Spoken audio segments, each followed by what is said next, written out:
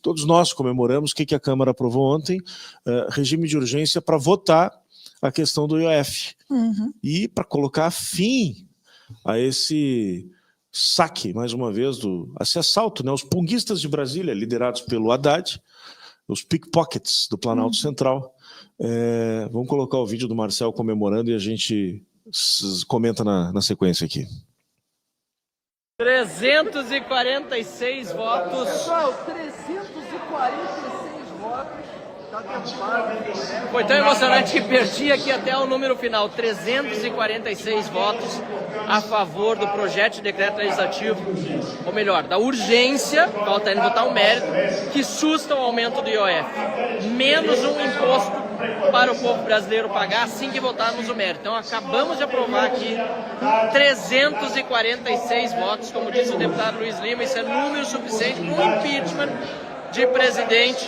Nós tivemos aqui agora para aprovar o fim do aumento do IOF. O que a gente precisa é de corte de gasto no nosso país. Chega de mais impostos, chega desse tipo de expediente que o brasileiro não aguenta mais pagar com uma vitória para o povo brasileiro, e agora precisamos pautar o mérito aqui para acabar de vez com esse aumento do IOF e não deixar a medida provisória de mais impostos passar. Um abraço, pessoal, boa noite, mais uma grande vitória nossa aí, valeu! Aí, portanto, e o Haddad, onde é que está o Haddad? Vamos responder com uma imagem em tela. Tem vários memes, porque o Haddad, isso mostra também que essa turma não entende como é que funciona a lógica do sistema privado, né? Numa situação de turbulência, de urgência e tal. Para nós é uma bela notícia o Haddad em férias, tá? Mas isso mostra que esses caras não têm... É por isso que eles não vão trabalhar na iniciativa privada. Eles seriam demitidos por incompetência, por não ter o timing. Bota na tela aí, Gabi, por favor. Obviamente isso é uma montagem, é um meme, tá? Haddad entrou de férias 7 dias sem imposto. Haddad entrou de férias hoje, 7 dias sem imposto, aí nas mãos dele um livro, né, que não existe, mas a montagem foi muito feliz. IOF for Dummies, né, daquela série. E ele na beira da praia, chinelinho, cadeirinha de praia, sol, né? Mas tu vê, né, por que ele... Obrigado, Gabi. Por que ele foi no IOF, né? Por quê? Aí que tá a questão, porque o IOF não é um imposto dedicado à arrecadação tributária, de fato, né? O IOF ele tem um efeito extra arrecadação, né? Para tentar direcionar um pouco como as pessoas vão se portar. Tu vê, ele já foi na CSLL, já foi no imposto de renda pessoa física, atacou o imposto de renda pessoa jurídica.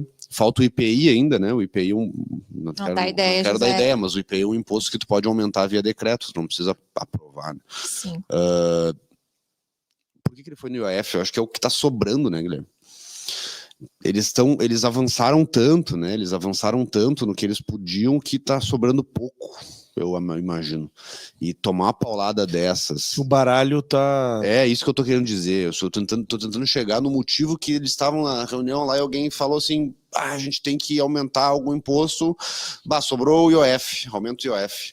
E eles não imaginavam que a população brasileira se ateria a este detalhe. Porque o que aconteceu? As pessoas estão bancarizadas, não quer dizer que elas tenham noção econômica do que isso impacta no dia a dia delas, mas foi graças a nós termos a liberdade de expressão dentro das redes sociais de cobrarmos os parlamentares e colocarmos isso ao debate, por exemplo, aqui na Rádio Mais Brasil, que foi um lugar que também sinalizou isso, e nós na ponta com a galera que a gente conhece mobilizando, que a gente conseguiu fazer que houvesse também essa provocação perante a Câmara de Deputados, porque a inércia perante os aumentos de impostos não pode ser mais concebida, e este aumento, como tu bem lembraste, que ele é no meio da caneta, porque se não me falha a memória, ele poderia subir para mais ou menos 20%, tá?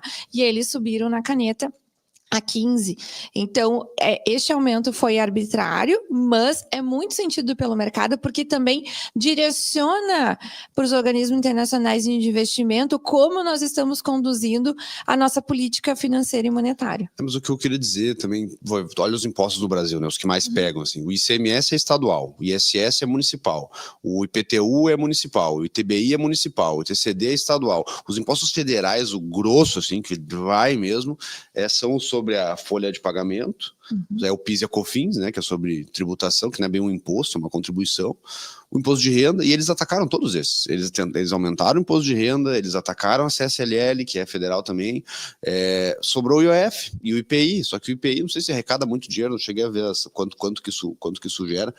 Onde é que eu quero chegar com isso? Eu sinto que esse governo está esgotando já todas as hipóteses e possibilidades de tentar ganhar mais dinheiro, porque eles gastam tanto, e está começando a chegar num momento meio desesperador para eles, eu imagino, porque o déficit é muito grande, falta dinheiro para pagar as contas, eles aumentam salário, eles aumentam gasto, eles anunciam investimento, a gente não enxerga os investimentos, é uma coisa inacreditável, assim, eles falam que vão gastar, falam que vão botar 1 bilhão aqui, 1 bilhão ali, e o dinheiro parece que não aparece, diferentemente que na época do PAC, pelo menos tu via obra por aí, né, os caras, não sei o que está acontecendo agora, e eu vejo que isso dá um sinal de esgotamento do governo Lula, felizmente começa a dar sinais de esgotamento mais claros. Boa notícia, né? Um sinal de esgotamento mais claro, e eu não concordo com impeachment, tá? Eu acho que não tem que fazer impeachment, porque falta 1 ano só para eleição, tem que deixar sangrar até lá para ganhar deles na eleição do ano que vem e sepultar de vez. Um ponto, mais uma decorrência, né, Guilherme? O PT começa a dar sinais também de que se não for o Lula, não tem o que fazer para eles não têm uma liderança, eles investiram todas as fichas durante 40 anos no Lula e não conseguiram engrenar alguém novo, então espero, né, e imagino que para 2026, em 2026 vai ser a finalização do PT, se tudo der certo, acabar com o Lula e acabar com o seu grupinho na sua volta, e aí o problema vai ser a gente começar a identificar para onde é que foram, né, e quem são os próximos adversários da esquerda, para que a gente possa enfrentar diretamente os possíveis herdeiros do Lula e não deixar se criar muito, porque aliás era um assunto que a gente falava lá em 2013, 12, não sei, que se falava em cassação do registro do PT, e aí eu lembro que eu ficava meio com receio, assim, pô, se tu caçar o registro do PT, como é que tu vai identificar quem que são os só deixar ele falar que ele hoje, te identifica. Hoje se começa com 13, o número do cara, tu sabe que é chinelagem, que é falcatrua. Agora, depois, e aí? Como é que tu vai buscar os caras, né? Então, é bom ficar de olho aí, mas felizmente é o fim da dinastia Lula, eu diria, a partir do ano que vem.